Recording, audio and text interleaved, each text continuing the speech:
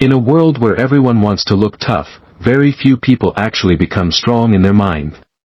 And that's what separates those who just survive from those who truly succeed. Life will test you. It will challenge everything you believe, mess up your plans, and show you your weak spots. But what if you could train your mind to be so strong that nothing could shake it? What if instead of just reacting when bad things happen, you could stay calm and think clearly? What if instead of falling apart, you could adapt and grow stronger? This isn't just about learning to be mentally tough. This is about building a mind so clear, so peaceful, and so disciplined that even the biggest problems will respect your silence. Let's begin. 1. Break your own comfortable lies before life does. Buddhism teaches us something powerful but uncomfortable.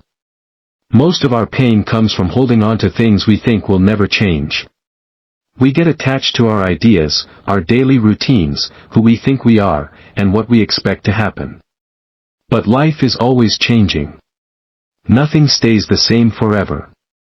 Not our feelings, not our thoughts, not even who we are as a person. If we ignore this truth and keep clinging to our comfortable lies, life will eventually force us to face reality in painful ways. That's why it's better to question yourself honestly before life does it for you. What does this mean? It means you need to regularly ask yourself hard questions. What beliefs am I holding on to that don't help me anymore? What fears am I avoiding?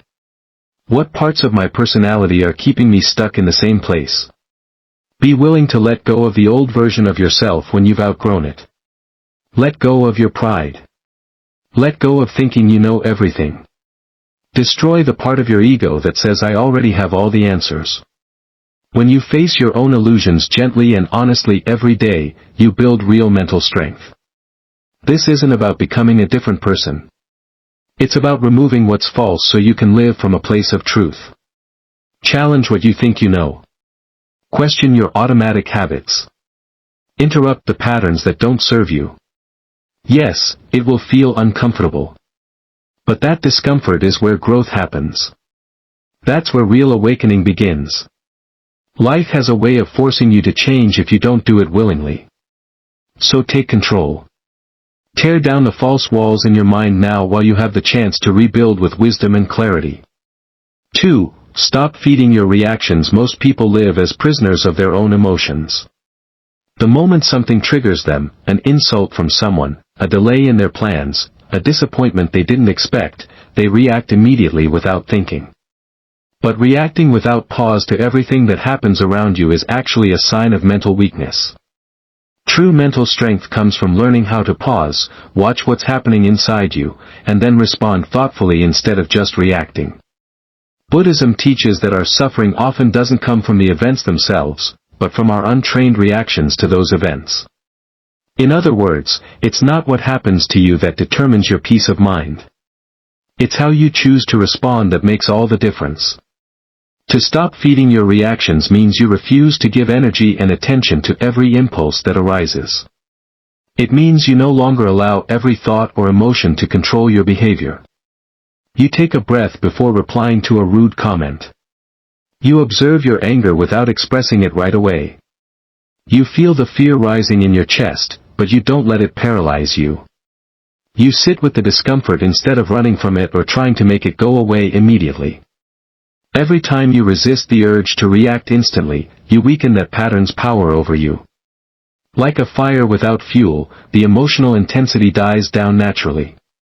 In Buddhist practice, this is called mindfulness, learning to watch your mind like a calm observer.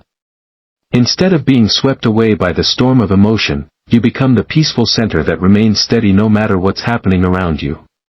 You begin to understand that feelings come and go like clouds passing through the sky. They are temporary visitors, not permanent residents, and they are definitely not who you really are. When you stop reacting to every thought or emotion that arises, you begin to take back control of your inner world. This doesn't mean you suppress your emotions or pretend everything is fine when it's not. It means you create a sacred space between what triggers you and how you respond. In that space, you get to choose your response based on clarity and wisdom, not chaos and confusion. Over time, this practice actually rewires your brain. You begin to respond with wisdom instead of raw emotion, with calm instead of confusion.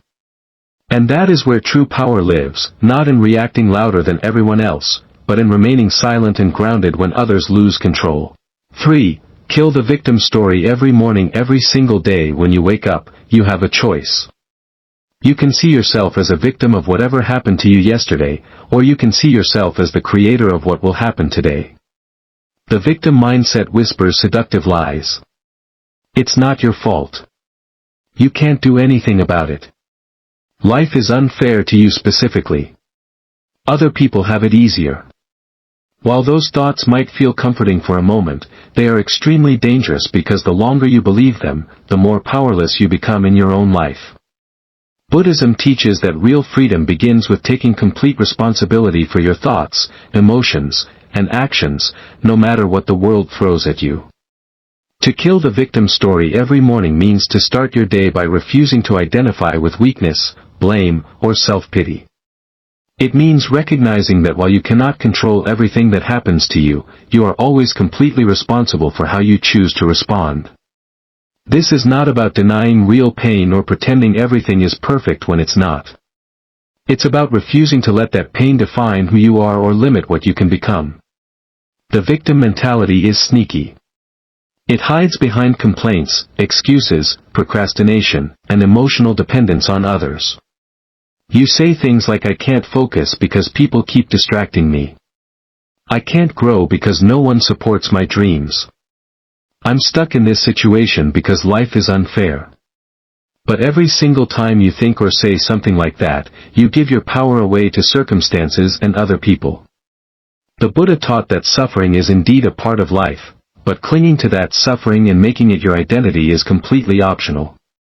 The way out is through developing awareness, building courage, and taking conscious action every day.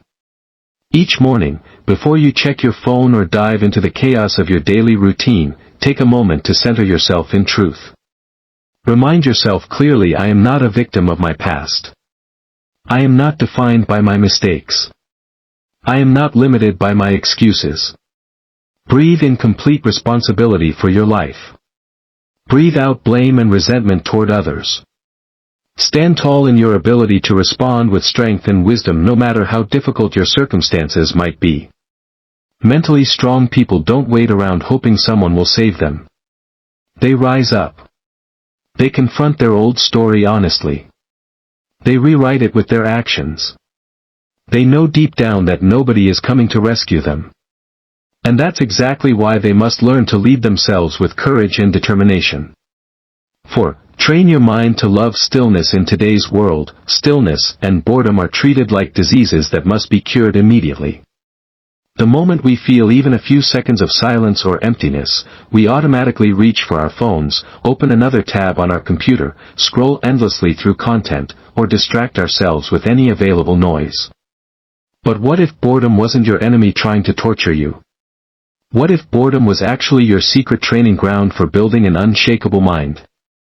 Buddhism teaches that real peace, genuine wisdom, and true self-understanding don't arise in moments of excitement and stimulation, but in moments of complete silence and stillness.